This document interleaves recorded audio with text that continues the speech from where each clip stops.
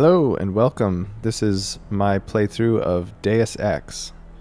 I played this game pretty shortly after it came out, and it is definitely one of my very favorite games of all time.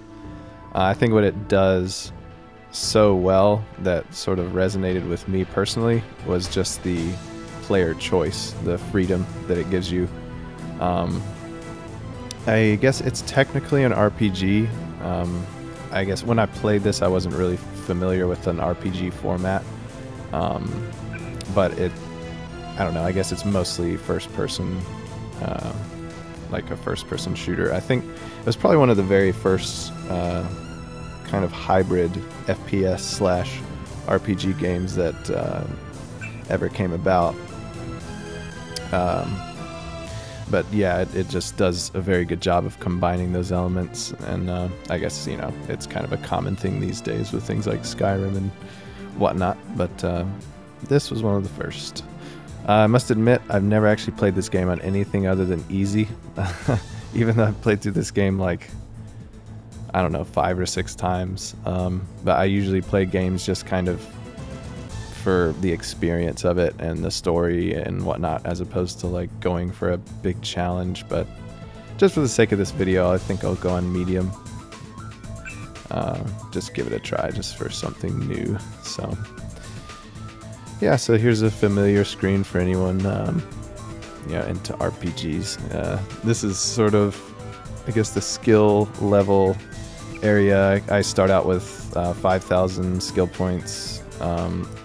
Like pistol weapons are already untrained, which I can actually downgrade and get some more points back. Which I'm not sure if I want to do. I think I probably keep pistols untrained, and then I'm gonna do low-tech weapons because I like playing this game in kind of a stealthy, hide in the shadows kind of way. I'm a big Thief fan, and so I like playing this game kind of like I'm playing that. And then I think I'm going to upgrade my... Oh no, I can't upgrade my computer skills. Computer skills, I guess, in this game are... they allow you to hack things, so you can... Yeah, I guess they say right here, like ATMs, computers, and security consoles.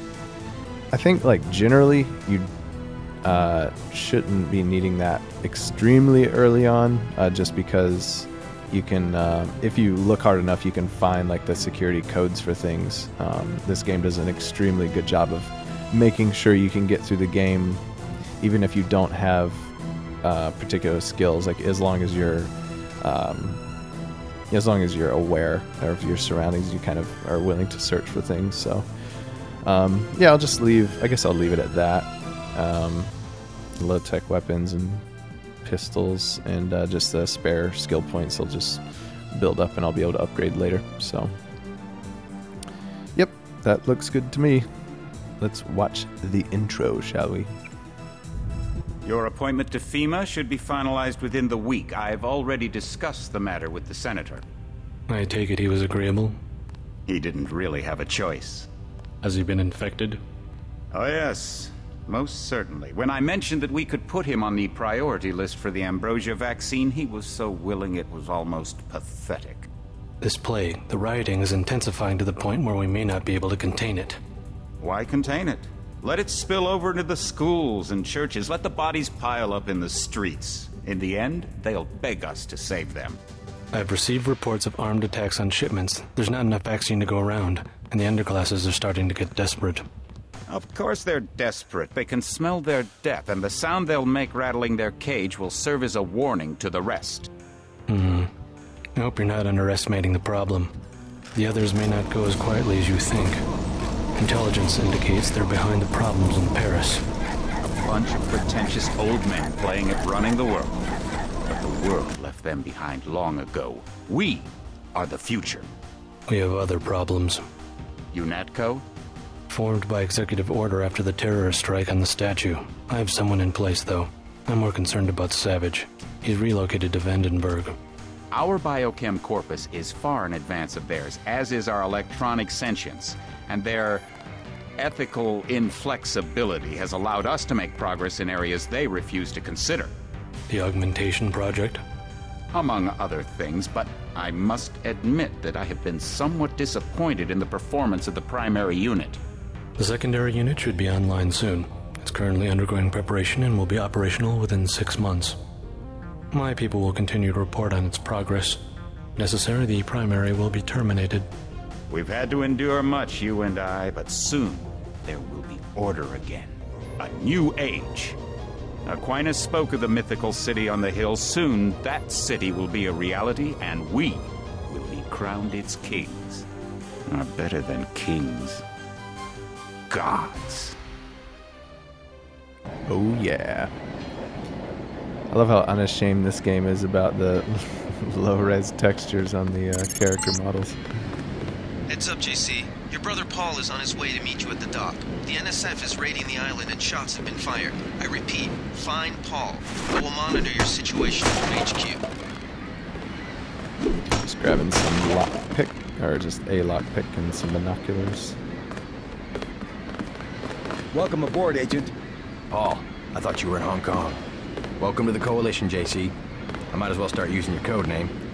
Think I'd miss my brother's first day? Didn't think you'd have a choice. What's going on? The NSF. They hit one of our shipments. A few of them got away, but we trapped the rest in the statue. What are we waiting for? Looks like a textbook assault. The NSF took one of our agents hostage. The bots are holding the perimeter, but my orders are to hold back and send you in alone. I think someone high up wants to see how you handle the situation. All I've got with me is a pistol and an electric prod. I don't mind a test, but UNATCO better issue some hardware. Remember that we're police. Stick with the prod. It'll stun your opponents or knock them unconscious. A non-lethal takedown is always the most silent way to eliminate resistance. Just in case, though, Manderley wants you to pick an additional weapon. A sniper rifle, a GEP gun, or a mini crossbow. Let's see, I generally go with the rifle here, just because they're a bit more rare. You can, like the crossbow, I probably will end up using more, just because it's a bit more stealth. But the rifle, yeah, is just a bit more rare, and it does come in quite handy in a couple circumstances. So. I like to pick them off from a distance. I'll take the rifle. This isn't a training exercise, JC. Your targets will be human beings. Keep that in mind. I get the idea. What's the first move? I'm going to give you a map of the island. If you can get to the North Dock, a UNATCO informant will give you a key to the statue doors. He responds to the code phrase, iron and copper. You could avoid a lot of fighting, though, if you found a back way to the statue. I'll see how it looks on shore. Your primary objective is the makeshift command center the terrorists have installed at the top of the statue. But don't forget about Agent Herman. We think he's being held on the ground floor. What are my orders when I reach the command center? Interrogate the leader. We don't yet know why the terrorists would risk an open assault. Yeah, that's one of the greatest things about this game is like pretty much all the stuff he told me about, aside from going to the top of the statue, or going at least to the top of the base of the statue, and finding the terrorist leader. I don't have to do any of that other stuff. It's all completely up to me, which is awesome. This game is definitely good for those who enjoy a bit of, you know, exploration and kind of like, cause since like if you do the other objectives that you're not required to do, you get skill points for those things, and so those, or I guess it would be XP by today's terms, I guess. Yeah, I remember the very first time I played this. Oh, listen to this. NSF everywhere, JC. Your orders are to shoot on sight. A UNATCO informant on the North Dock can get you inside the statue. Look for a bum. Identify yourself with the phrase, iron and copper. Yeah, I was saying the very first time I played this, it probably took me, I don't know, 2 hours or something to actually complete the level. It's a pretty difficult first level, so hopefully if you intend on playing this game, which I certainly hope you do, because it's awesome, but yeah, if you intend on playing it, then hopefully this could be a bit of a guide. I'm actually going to change my key. Let's see, controls. Yeah, toggle crouch. I want to turn that on. Okay. Alright. I pretty much stay in crouch mode like 90% of the game. I figure my playstyle will probably be annoying to a lot of people, but hopefully that'll just make you want to play the game more yourself, because I kind of want to impart this game unto you if you haven't played it yet, because it's, I don't know, I feel like it's kind of required. So yeah, I remember it took me a while to sort of figure out the viewing distances of people. If you want to make a covert approach, remember the Academy's stealth course. Stay out of their field of view, walk slowly to stay quiet, and crouch behind cover. Or if you have to get your hands dirty, remember that a headshot is a lethal takedown. Quiet, crap. I think we got cops.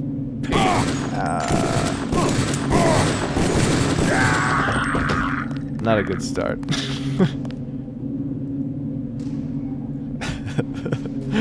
Crap. Accidentally threw that thing. I hit tab. I thought I was going to be opening the menu, but oh well. I guess I'll have to roll with it. Alright, so what is my actual inventory? Okay, F1. Not tab. Dang it. Okay. Alright. I'm going to be using my stun baton a ton, so I'll keep that well in the inventory. Alright. Yeah, and hiding bodies is definitely something you can do in this game. Recommended if you don't want to like set off alarms and that kind of thing. And it actually does matter if you put them in the dark. And it also does matter if you are in the dark as well. You won't be seen as much. One thing that I do like doing in this game is there's a mod called Thievery, I believe. Or maybe it was called like a mutator, just because of the way that it was. The Unreal Tournament engine had like different names for things. I guess mutators were less of like, I don't know, there was less that they would mod. But anyway, there was a mutator called Thievery that would give you like a little light meter, just like the Thief games would, and how the Splinter Cell games, at least the early Splinter Cell games do. Yeah, they sort of tell you how bright things are and whatnot. Actually, you know what? I think I'm going to get my stun... sorry, my... What is it? The prod. Just because it's a little bit more consistent early on. Yeah, taking these guys out consistently. Ooh. There we go. Alright. Yes, I generally will try to put their bodies out of the view of potential enemies. But yeah, I mean, like, as you can see, this first little part here, I can go either way. I can go this way and go around to the front of the statue, or go around this way towards the back. But I'm kind of a completionist with these sorts of things. I like to do as much as I can and, you know, get all the skill points and stuff like that. Ooh.